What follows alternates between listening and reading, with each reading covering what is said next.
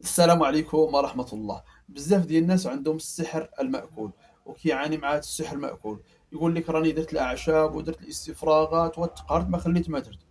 كاين الناس اللي عندهم هذاك الشيء كيحس به، كيطلع حتى كيبي يخرج وكيحس به بحال كيعاود يرجع وكيرجع للمعدة ديالو. ما كيقدرش يطلع هذاك السحر يخرج من فمه. كياخذ الاستفراغات ويشرب الماء ويدير العشوب، ولكن ما كيقدرش يتقيا.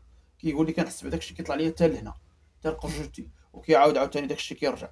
وكاين واحد النوع اخر ديال الناس يقدر يستفرغ، يقدر يرد، ياخذ العشوب يقدر يرد، ولكن ما كيردش هذيك الماده السحريه باش يتخلص منها. وهنا غنتكلم لك على هاد الاسباب اللي كتخليك هذاك السحر ديالك ما يخرج، ومن بعد غادي نعطيك واحد الحل. الا نعطيك واحد البلاصه في الذات ديالك، الا وركتي عليها غتخرج هذاك السحر باذن الله تعالى. حتى الا كنتي بدوك النوع اللي كيجي من داك الشيء حتى هنا وكيرجع، بهذه الطريقه غتقدر هذاك الشيء اللي عندك غادي يخرج باذن الله تعالى، بهذه الطريقه اللي غادي نشارك معك في هذا المقطع. اول حاجه نعرفوا الاسباب اللي كتخلي داك السحر ما كيخرج. السبب الاولاني هو ملي كيكون عندنا السحر ماكول، كيكون عندنا الشيطان الخادم ديالو. وهذاك الخادم ديالو داك الشيطان هو الهدف ديالو ان داك السحر ما خصوش يخرج، ما خصوش يطلع ويخرج. فهنا كيحاول دائما يشدو. حتى انت الا درتي عمليه الاستفراغ ولا خديتي العشوب كتحس بهذاك الشيء كيطلع، ولكن داك الشيطان كيحاول يجرو وكيعاود يرجع. وانت هنا فاش كتحس بداك الشيء كيطلع حتى لهنا وكيعاود يرجع، ولا كيجي حتى لهنا وكيتحبس وكيعاود يرجع للمعده، هنا راه عندك الخادم هو اللي كيحاول يمنع داك السحر ما يخرج. حيت الا خرج هذاك السحر راه صافي سالات المهمه ديال هذاك الخادم اللي في كرشك. والسبب الثاني اللي ما كيخليش هذاك السحر، ديك الماده ديال السحر تخرج، هو ملي كيكون هذاك السحر عليه عقد ديال العين. ملي كيكونوا عند الانسان العقد ديال العين في الكرش ديالو، اول واحد كيتحصن بهم هو الخادم ديال السحر المأكول، وكيتحصن معاهم السحر المأكول.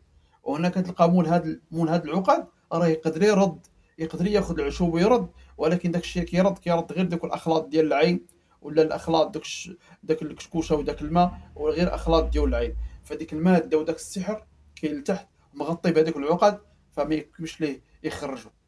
هادو هما الاسباب اللي كتخلي داك السحر ماكول نادرا ما كيخرج. ودابا تعال معايا وحل معايا ودنيك مزيان، وجرب هاد الطريقه اللي غادي نوريك اللي غتخرج بها داك السحر. اول حاجه كنحتاجو قرعه كبيره ديال لتر ديال الماء، يكون فيها اطرو تاع الماء. وغتاخذ ديك القرعه ديال الماء وغتقرا عليها سوره الزلزله 7 ديال المرات. قرا سوره الزلزله 7 ديال المرات على داك الماء. ومن بعد سيدي غتجلس على ركابك، غتجلس على ركابك. وهاد الطريقه غديرها في الصباح على الريق، يعني مازال ما واكل حتى حاجه. غتجلس اسيدي على ركابك. هادو بالنسبه للناس اللي قادرين يجلسوا على ركابيهم. الا كان شي واحد كبير ولا شي واحد كيضرو ركابيه، فيجلس كيما بغا. حنا ولكن الانسان الا قادر يجلس على ركابيه يجلس على ركابيه، وياخذ هذيك الماء اللي قرينا عليه سوره الزلزله، غيشرب منها واحد النص بعدا. هو الاول يشربوا كامل النص ديال القرعه، يعني نصف لتر ديال الماء يشربوا، ويحط هذيك القرعه حداه. وشنو غيدير؟ غادي ياخذ انت جوج صبعان، انت جوج صبعان، السبابه والوسطى، غادي تحطهم مع سيدي فم المعده ديالك، وغتورك عليها بحال هكا، تبرك عليها، تورك عليها، وغتغمض عينيك وغتقرا سوره الزلزله. إذا زلزلت الأرض زلزالها وأخرجت الأرض أثقالها إلى آخر السورة. أنت مني غتوصل ديك كلمة وأخرجت الأرض أثقالها غتقول وأخرجت هاد وأخرجت تعاودها 7 ديال المرات. وأخرجت الأرض أثقالها وقال الإنسان ما لها، وتكمل الصورة. هذيك دائما وأخرجت تحاول تكررها 7 ديال المرات، وتكمل الصورة حتى الآخر، وتعاود عاوتاني الصورة من الأول، وتبقى هكا تكرر وتكرر هاد الصورة هادي، تعاودها تقريبا واحد 7 د المرات اخرين، وانت كتعاود فيها. ومن بعد غتاخذ نص لتر ديال الماء اللي باقي ليك كتعاود تشربو. ما يبقى عندك حتى حاجه، كيبقى عندك الاطر ديال الماء شربتيه، يعني كرشك كتعمر بالماء وانت مورك على هنا، وتبقى تزيد تقرا تقرا هاد سوره الزلزله، وباذن الله تعالى تزيد تكمل تقرا. وغادي تحس نعم سيدي بحال شي عقد، شي حاجه كتحل فم المعده ديالك. غتحس بهذاك الشيء كيطلع بوحدو، هذاك الشيء غيطلع بوحدو وغتخرجو. نعم سيدي غتقدر ترد في هذيك اللحظه. الا استمريتي عليه تقدر ترد في هذيك اللحظه. وفي نفس الوقت كاين بعض الحالات اللي ما يقدرش يرد، ولكن غيجيه الاسهال. علاش غيجيه الاسهال؟ لانه داك السحر ولا عنده قديم، صافي نزل الجهاز الهضمي، نزل جهه القولون، نزل غادي يخرج هذاك بالاسهال، لانه ما يقدرش مجال غادي يخرج بالاستفراغ، لانه خلاص تحول الى الفضلات، هذا غادي يخرج بالاسهال. هادو كاين واحد النوع غادي يردوا هذيك الساعة، وكاين واحد النوع غادي يجيهم الإسهال، وكاين اللي غادي يجيه الاستفراغ ومن بعد غيجيه الإسهال.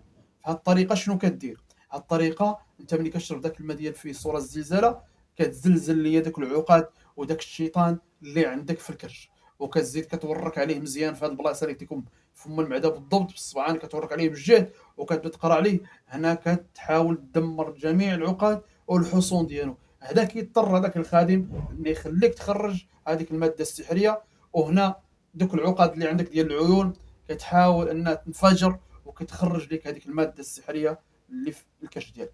هذه هي العمليه اللي كدير انت، وهكذا كتفك راسك. شحال من واحد مسكين كيعاني، كتلقاه كيعاني سنين وما لقاش الحل، دائما كيكون عنده نفس المشكل. هذاك الشيء كيجي حتى هنا وكيرجع، ولا حتى الا استفرغ ما كيستفرغ والو. هاد الطريقه جربها، ولا كتعرف شي واحد عنده السحر مأكول هالكو، شارك مع هذا المقطع هذا لعله يتنفع باذن الله عز وجل.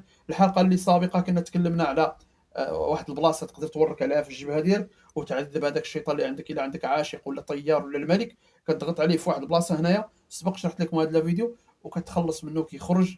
وبزاف ديال الناس شاركوا جربوا الطريقه وجربوها ونفعتهم باذن الله تعالى. كان معكم الراقي ابو خالد المغربي، نلقاكم في شي حلقه اخرى باذن الله تعالى. يلا السلام عليكم ورحمه الله وبركاته.